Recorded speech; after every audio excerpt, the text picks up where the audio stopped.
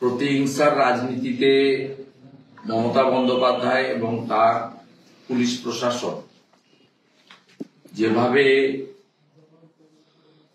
নিচে নেমে কাজ করেন তার অসংখ্য দৃষ্টান্ত এই কয়েক বছরে হাজার হাজার আছে। নন্দীগ্রামের ক্ষেত্রে অন্য বিষয়গুলো আপনারা জানেন, যে মিথ্যা মামলা, নেতাদের জেল খাটানো। সম্প্রতি কয়েক মাস ধরে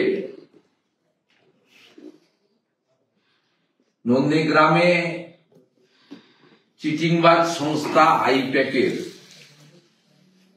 লোকজন বিভিন্ন ভারতীয় জনতা পার্টির নেতাদের সঙ্গে মিট করে নানা ধরনের প্রলোভন দেন। আমরা প্রত্যেকটা জিনিসই জানি এবং সঙ্গে সঙ্গে আমাদের যাদের কাছে তারা যান, প্রথম সারির নেতাও হতে পারে, বুথের নেতা হতে পারে, আমরা পেয়ে যাই। আমাদের নন্দীগ্রাম ২ নম্বর ব্লকের অত্যন্ত বলিষ্ঠ নেতা, দক্ষ সংগঠক, যার নেতৃত্বে আমদাবাদ ১ গ্রাম পঞ্চায়েতে লোকসভা নির্বাচনেও পার্টি লিড পেয়েছে, আমাদের অঞ্চল কনভেনার এবং ব্লকের বিশিষ্ট নেতা দিলীপ পাল মহোদয়, তার কাছে কয়েক মাস ধরে আইপ্যাকের লোকেরা তৃণমূলে যোগদান করার জন্য তাকে প্রস্তাব দেন।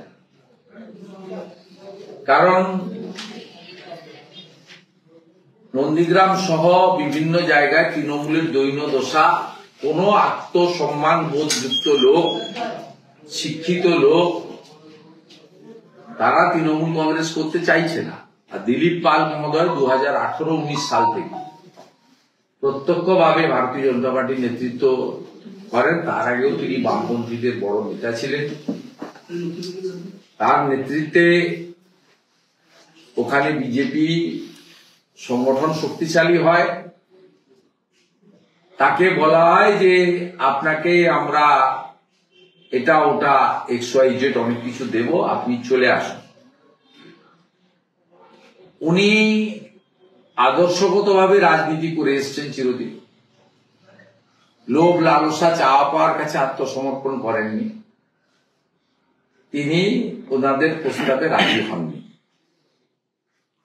এবং তিনি দলের কাউকেও জানাননি যে প্রস্তাব এসেছিল, প্রত্যাখ্যান করেছি। কারণ তিনি কোন মেরুদণ্ড সোজা রেখে তার স্বাধীন চেতা সিদ্ধান্ত নিয়েছেন।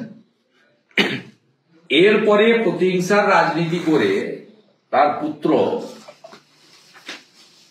দীপাঞ্জন পাল ভিলেজ পুলিশে কাজ করত আমদাবাদে। তাকে বলা হয় যে আপনাকে কর্মচ্যুত করা হলো এবং একটা হোয়াটসঅ্যাপ মেসেজ দিয়ে তার ডিউটি অফ করে দেন আমাদের নন্দীগ্রাম ২ নম্বর ব্লকে রিয়াপাড়া ফাঁড়ির যিনি ইনচার্জ আছেন। রিপোর্টিং অথরিটি তিনি ছিলেন, 7টা অঞ্চল ওখানে। এই দীপাঞ্জনকে বলা হয় যে আসা যাবে না, ডিউটিতে আপনাকে কর্মচ্যুত করা হবে। আমরা এই খবরটা জানার পরে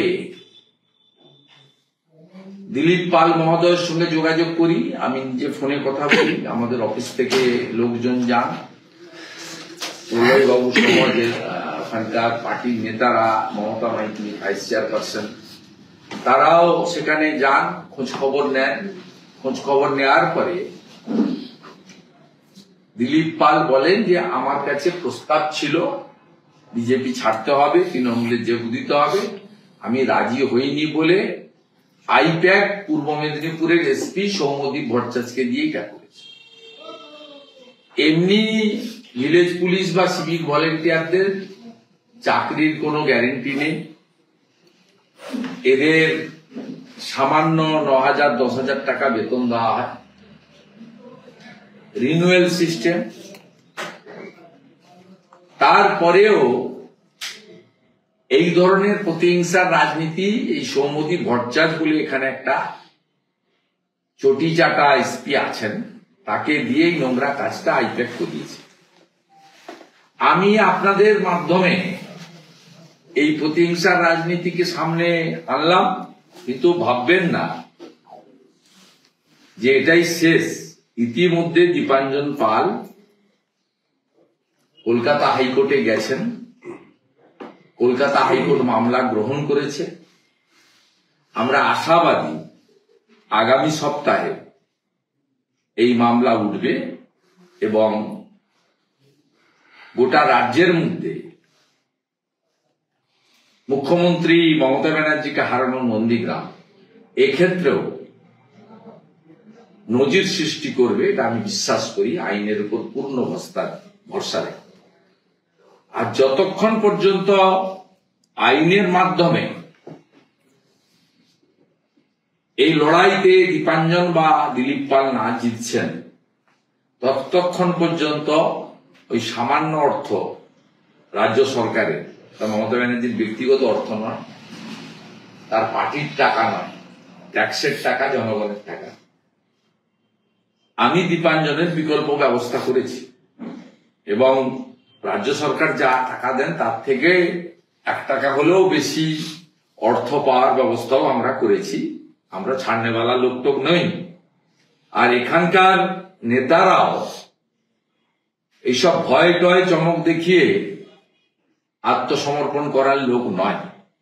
এই 9,000 টাকার সামান্য বেতন দেওয়া সিভিক ভলেন্টিয়ারদের ট্রান্সফার করেছে 17 জন পূর্ব মেদিনীপুর জেলায়।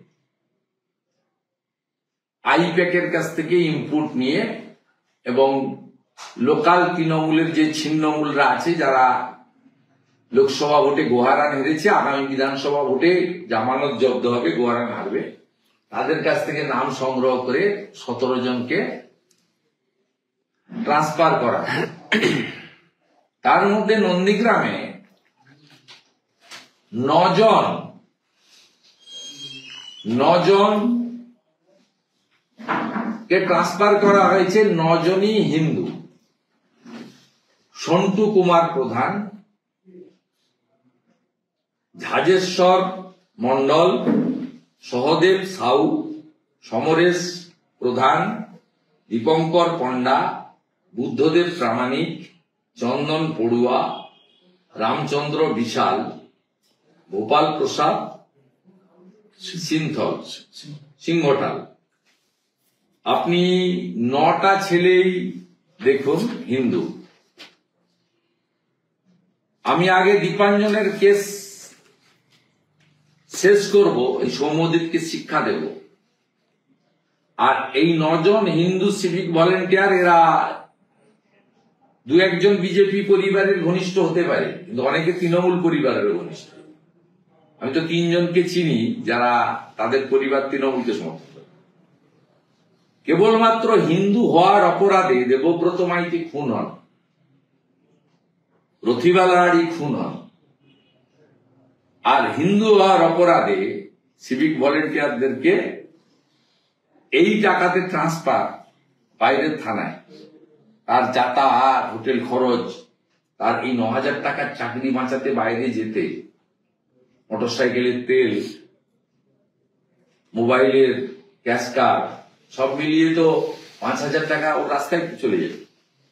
নিজের রাখবে কি, বাড়িতে দিবে? বিয়ে থার কথা তো ছেড়েই দেন, এদের তো মেয়ে কেউ দেয় না, নিজেরাই খেতে পাচ্ছে না, তা সংসার চালাবে। স্বাভাবিকভাবে আমরা কয়েকদিন পরে আজকে সতর্ক করছি, এই হিন্দুদের উপর অত্যাচারটা বন্ধ করুন পুলিশ দিয়ে।